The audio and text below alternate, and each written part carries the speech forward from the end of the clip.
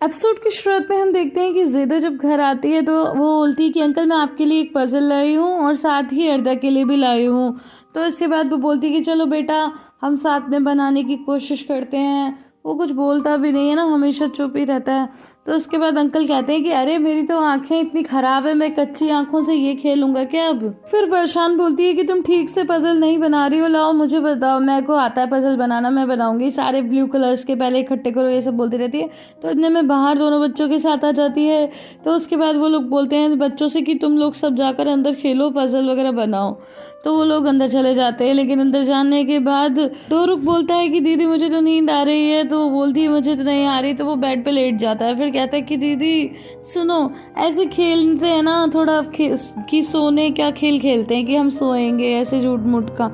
तो फिर निशान भी उसकी बगल में आकर लेट जाती है, लेकिन वहीं हम अर्दा को देखते हैं जो कंटिन्यूअस उस पर बनी फोटो को ध्यान से देख रहा था जो पजल के ऊपर बनी हुई थी। नेक्स्ट सीन में हम देखते हैं कि शीरीन कैफे से तो निकल जाती है, लेकिन जाने के बाद वो एक बिल्डिंग के पीछे छुप जाती है और आरिफ के आने का वेट करती है। जब आरिफ को रेस्टोरेंट से निकलता हुआ देखती है तो फिर धीरे धीरे आगे जाने लगती है और बार बार पीछे मुड़कर भी देख रही थी।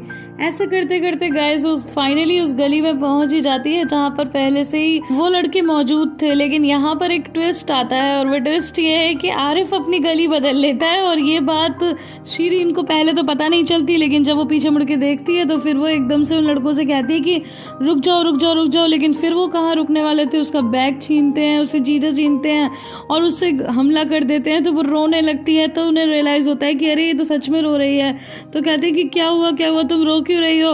तो कहती है मैं कब से कह रही हूँ कि रुक जाओ तुम लोग, मुझे क्या कर रहे हो तुम लोग। तो वो बोलते हैं कि तुमने ही तो कहा था रियल एक्टिंग करना। तो बोलती है अब क्या रियल एक्टिंग। लेकिन वो लड़के उससे पैसे मांगने लगते हैं। तो वो कहने लगती है कि इस बात के पैसे दूं, लेकिन वो उसे कहते हैं कि चुपचाप हमारे पैसे दे दो। और फिर फाइनली उसे जो बचे कुछ पैसे सारे के सारे देने पड़ते हैं।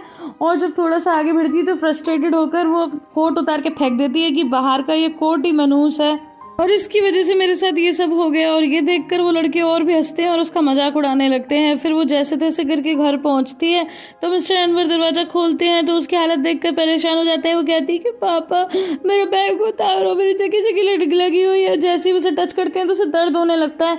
एंड फाइनली मिस्टर अनवर उससे पूछते हैं तो वो कहती है कि कुछ चोर मेरे पीछे पड़ गए थे, उन्होंने मेरे पैसे वैसे सब ले लिए और मुझ पर हमला कर दिया। तो कहते हैं कि बताओ कैसे कैसे लोग हैं। तो आरिफ तुम्हारे साथ नहीं था। तो वो कहती है कि नहीं वो मेरे साथ नहीं आया। तो मिस्टर अनवर कहते हैं कि चलो बेटा चलो सीधा पुलिस स्टेशन चलते हैं। लेकिन वो कहती है कि नहीं पापा ऐसा मत करना, उन लोगों ने कहा है कि अगर मैं पुलिस स्टेशन गई मैंने कंप्लेन की तो वो और भी ज्यादा बुरा हाल करेंगे। कि ठीक है बेटा फिर तुम्हारी बहन के पास चलते हैं, चलो वहीं जाकर बात करेंगे। लेकिन कहती है कि नहीं सब कुछ उसी की वजह से हुआ है, उसके पास तो बिल्कुल भी मत जाना। तो वो कहते हैं क्यों ऐसा क्यों कह रही हो। तो बोलती है कि वो लोग मजाक उड़ाते थे आरिफ का, कहते थे कि हमारे बीच में कुछ चल रहा है इसलिए तो आरिफ मेरे साथ आया, इसलिए ये सब हो गया। तो फिर मिस्टर में कहते हैं कि बेटा ऐसा नहीं हो सकता, कोई गलतफहमी हुई होगी। तो बोलती है पापा क्या गलतफहमी, आपको लगता है कि मेरी ऐसी सिचुएशन है कि मैं झूठ बोल सकती हूँ। देखते हैं कि सब लोग टीवी देख रहे होते हैं तो वो जो ओल्ड अंकल होते हैं वो ज़ेदा को अपनी स्टिक से कहते हैं कि दूर हट, मुझे दिख नहीं रहा टीवी। और वो ऐसे बहुत सारी चीज़ें करते रहते हैं जैसे कि बरशान को परेशान करते हैं, लेकिन इतना डिटेल में नहीं बताऊंगी। वैसे भी आप लोग किसी सीन को डिस्कस तो करते नहीं हैं, मुझे ऐसा लगता है मैं दीवारों से बात कर रही हूँ, तो जल्दी जल्दी कहानी खत्म करते हैं। तो एनीवेज इतने में मिस्टर अनवर भी वहाँ आ जाते हैं। तो फिर ज़ेदा बोलती है क्या हुआ पापा। तो बोलते हैं कि अरे बाहर है क्या बेटा, पूछो मत क्या हुआ। उसके बाद बाहर आती है तो फिर सब कुछ बताते हैं जो शीरीन के साथ हुआ और फर्स्ट एड मांगते हैं। तो कहती है ठीक है पापा आप जाओ मैं लेकर आ रही हूँ। को देखकर वो भी परेशान होती है, उसके साथ ज़ेदा भी वहाँ आ जाती है और फिर कहती है डार्लिंग ठीक हो जाएगा, लाओ मैं तुम्हारी ड्रेसिंग कर देती हूँ। और वो करने लगती है। तो इतने में ज़ेदा कहती है कि क्या अटैकर्स ने कुछ कहा। तो वो कहती है क्या मतलब क्या कहा, मैं समझी नहीं। तो ज़ेदा बोलती है पता नहीं, जैसे कि उन्होंने कहा हो कि उन्होंने अटैक क्यों किया वगैरह वगैरह। तो फिर वो बोलती है अरे आधी रात में कोई लड़की को परेशान क्यों करेगा है, और ये सब तुम्हारी वजह से ही हुआ है। तो बोलती है मेरी वजह से। फिर वो कहती है बाहर से कि ना अब ये मैं खुद कर लूँगी ड्रेसिंग, ये नाटक करने की ज़रूरत नहीं है, तुम्हारी वजह से ही मेरे साथ आरिफ नहीं गया क्योंकि तुम लोग उसे जाने से रोकते जो। तो फिर बाहर कहती है कि मैंने कुछ नहीं कहा। तो कहती है कि जाओ यहाँ से। तो वो कहती रहती है पापा मैंने कुछ नहीं कहा। तो कहते हैं कि बेटा अभी तुम यहाँ से चली जाओ, थोड़ी परेशान है। अब बाहर आने के बाद बाहर सीधा अपने घर में जाती है और फिर उन ओल्ड अंकल से कहती है कि अब सिचुएशन बदल गई है, बेटे ने आधी रात में मेरी बहन पर अटैक किया है, कल को हमारे बच्चों पे करेगा, अरे आप बता दो पैकेट बहुत हो गया, पैकेट कहाँ है बता दो। तो वो बोलते हैं कि तुम्हारा जो ग्रीन कोट था ना उसी में है। अब तो वो लोग और भी परेशान हो जाते हैं। इसके बाद में बाहर कहती है कि अरे वो कोट कहाँ गया, तो वो जल्दी से मिस्टर एनवर से पूछती है, फिर मिस्टर एनवर शीरीन से पूछते हैं, तो शीरीन कहती है कि वो तो मैंने सड़क पे फेंक दिया, वैसे भी उन लोगों ने जब वो सब किया तो मेरा कोट फटफटा गया था तो मैंने फेंक दिया सड़क पे। तो बाहर वो रात में ही दौड़ पड़ती है कोट को लेने के लिए। अब सामने से आरिफ आ जाता है और आरिफ उसे रोकने की बहुत कोशिश करता है, लेकिन जब वो नहीं रुकती तो वो भी उसके पीछे पीछे जाता है। अब उस जगह पे पहुंचकर उसे कोट इधर उधर मिल नहीं रहा होता, तभी उसे वो तीनों लड़के दिख जाते हैं और उनमें से एक लड़के ने कोट पहना होता है। तो उसके बाद में वो उनसे कोट लेने ही जा रही होती है कि आरिफ कहते हैं नहीं नहीं रुक जाओ, मैं लेके आता हूँ।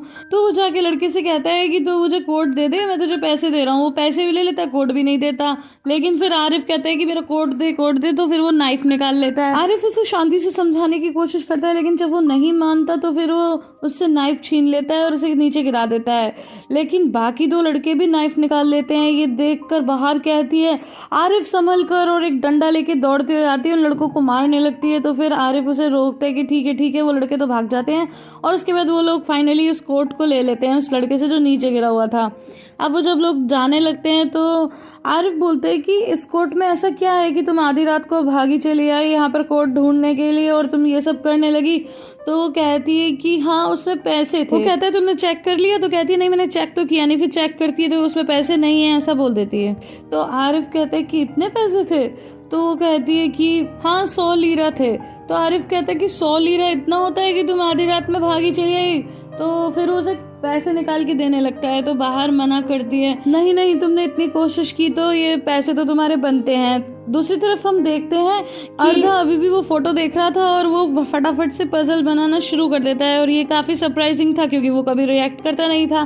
तो इसके बाद डोरुक भी उसके साथ बनाने की कोशिश करता है, लेकिन डोरुक के बस की बात नहीं थी और बार बार सबको आवाज देती थी, कभी ज़ेदा को कभी बाहर को। सब लोग तो उसे रूम में भेज देते थे और अभी भी ज़ेदा उसकी सुन नहीं रही थी। तो एनीवेज जब वो घर के पास पहुंचते हैं तो फिर ज़ेदा आवाज देने लगती है कि बाहर कोट मिल गया क्या, वो पैकेट है क्या पैकेट।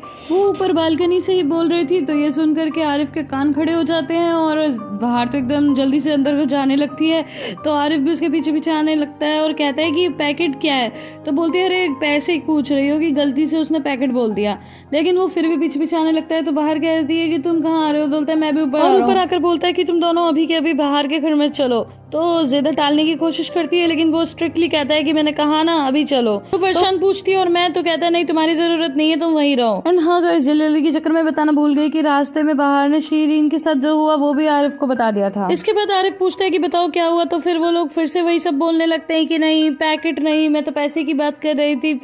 तो कहती है ज़ेदा कि हाँ 250 लीरास थे, एग्जैक्टली 250 ही थे। तो कहता है पक्का? हाँ, इसने तो मुझे 100 लीरा कहा था। तो कहती है कि अरे क्या फर्क पड़ता है। तो वो चिल्लाता है और बोलता है कि बस बहुत हुआ, ऐसे मतलब थोड़ा लेक्चर देता है और बहुत सी बातें बोलता है कि तुम लोग एक के बाद एक झूठ बोल रहे हो। खैर हमें इन सब बातों से क्या, जल्दी खाने खत्म करने। तो इसके बाद क्या होता है कि फिर हाँ वो ये जरूर बोलते हैं कि जब से परेशान आई है तो तब से मैं परेशान रहता हूँ कि कहीं कुछ हो ना जाए। तो उसके बाद में बाहर बोलती है, मतलब जब सब बोल लेता है बहुत कुछ कि मुझे तो कुछ समझ में नहीं आ रहा कि क्या बोल रहा है। तो ज़्यादा बोलती है इसमें समझ में ना आने की क्या बात है, इसका मतलब ये है कि वो अभी भी तुमसे प्यार करता है। परेशान बताती है कि जैम ने रात को ही बुलाया बाहर को पैकेज लेकर। दूसरी तरफ हम देखते हैं कि मिस्टर अनवर अभी भी शीरीन को संभालते हैं और फिर कहते हैं कि बेटा मैं सोच रहा हूँ कि हमारा जो घर था वो ज़मीन उसे कोई खरीदने के लिए तैयार है, तो फिर हम बेच देते हैं और फिर तुम और तुम्हारी बहन को मैं बांट दूंगा जो भी पैसे होंगे। तो वो कहती है कि अरे बाहर को क्यों दोगे, और फिर वो बाहर के लिए मना करती है और मिस्टर अनवर बोलते हैं कि ठीक है हम फिर कभी और बात करेंगे। अब दूसरी तरफ हम देखते हैं कि जब हार थक कर बच्चे तो वहीं के वहीं सो जाते हैं और पजल तो कंप्लीट हो गया था। तो इसके बाद में बाहर जैम के पास जाती है और जैम कहता है कि बस अब तुम्हें फ्राइडे को एक आखिरी काम और करना होगा। हालांकि बाहर मना करती है पर वो मानता नहीं है और यही बात आकर वो घर में बताती है। इसके बाद जब बच्चे सो गए थे तो फिर बाहर दोनों बच्चों को अपने साथ घर ले जाती है। अब नेक्स्ट डे मॉर्निंग में हम देखते हैं कि निशान सब कुछ बता रही होती है कि कैसे पजल बना लिया अर्दाने वगैरह वगैरह, और कहती है कि भाभी आपने मेरी बात पर विश्वास नहीं किया ना। तो वो कहती है कि नहीं हमने किया। तो कहती है कि फिर कल रात को मैं कितना बुलाती रही, मैं ज़ेदा दीदी को भी बुलाती रही लेकिन कोई आया ही नहीं। तो फिर वो प्यार करती है, उसे गोदी में ले लेती है और कहती है कि अरे बेटा कल हम लोग बहुत बिजी थे ना इसलिए। गाइस आई होप आपको ये वीडियो पसंद आई होगी। अगर पसंद आई है तो इसे लाइक शेयर एंड कमेंट करना बिल्कुल भी ना भूलें। फिर मिलती हूँ अगली वीडियो में, तब तक के लिए bye bye and take care.